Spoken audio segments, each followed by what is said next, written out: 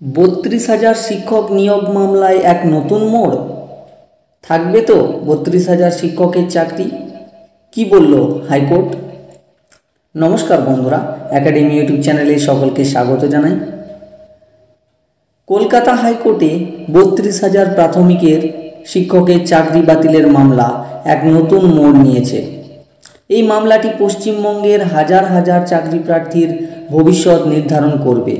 সম্প্রতি বিচারপতি তপব্রত চক্রবর্তীর এজলাসে এই মামলার শুনানি অনুষ্ঠিত হয়, যেখানে চাকরি প্রার্থীদের পক্ষ থেকে একাধিক গুরুতর অভিযোগ তোলা হয়েছে।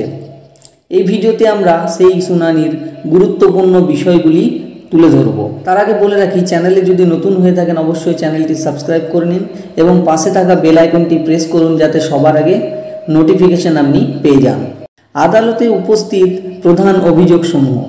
চাকরি প্রার্থীদের পক্ষের আইনজীবী তরুণজ্যোতি তেওয়ারি এবং কুমার জ্যোতি একাধিক বিস্ফোরক অভিযোগ আদালতে পেশ করেছেন।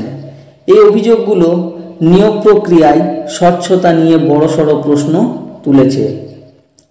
অ্যাপটিটিউড টেস্টের স্বচ্ছতার অভাব।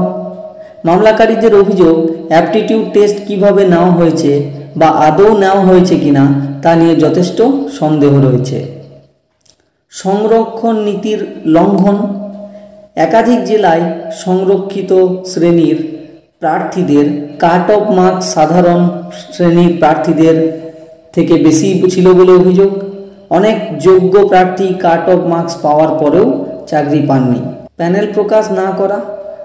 নিয়ম অনুযায়ী নিয়োগের প্যানেল প্রকাশ করা হয়নি। আইনজীবী তরুণজ্যোতি তেওয়ারি আদালতে জানান যে রুল 8 সাব রুল 5 অনুযায়ী কোনো প্যানেল তৈরি হয়নি। দুর্নীতির অভিযোগ। নিয়োগ প্রক্রিয়ায় ব্যাপক দুর্নীতির অভিযোগ উঠেছে। বাড়তি নম্বর দেওয়ার জন্য প্রার্থীদের কাছ থেকে টাকা নেওয়া হয়েছে বলেও অভিযোগ। তৃতীয় পক্ষের হস্তক্ষেপ। ওএমআর সিট মূল্যায়নের জন্য একটি বেসরকারি সংস্থাকে এস রয় বাসু কোম্পানিকে দায়িত্ব দেওয়া হয়েছিল, যা সম্পূর্ণ বেআইনি বলে দাবি করা হয়েছে। অতিরিক্ত প্যানেল। বিভিন্ন সময়ে একাধিক অতিরিক্ত প্যানেল প্রকাশ করা হয়েছে, যা নিয়েও প্রশ্ন উঠেছে। প্যারা টিচারদের নম্বর। প্যারা টিচারদের অ্যাপটিটিউড টেস্ট বা অভিজ্ঞতার জন্য ভগ্নাংশে নম্বর দেওয়া হয়েছে, যা অনিয়মের ইঙ্গিত দেয়। অতিরিক্ত নিয়োগ। বিজ্ঞাপিত শূন্য পদের চেয়ে বেশি নিয়োগ করা হয়েছে বেশ কয়েকটি জেলায়, যেমন নদিয়া, হুগলি, পশ্চিম মেদিনীপুর, পূর্ব মেদিনীপুর এবং পুরুলিয়া জেলায়। আদালতের পর্যবেক্ষণ। মাননীয় বিচারপতি তপব্রত চক্রবর্তী মামলাকারীদের কাছ থেকে বেশ কিছু বিষয়ে স্পষ্টীকরণ চেয়েছেন। তিনি এক্সেম্পটেড এবং নন এক্সেম্পটেড বিভাগের পার্থক্য জানতে চেয়েছেন এবং প্যানেল ও ব্রেকআপ মার্কস প্রকাশ না করায় বিস্ময় প্রকাশ করেছেন।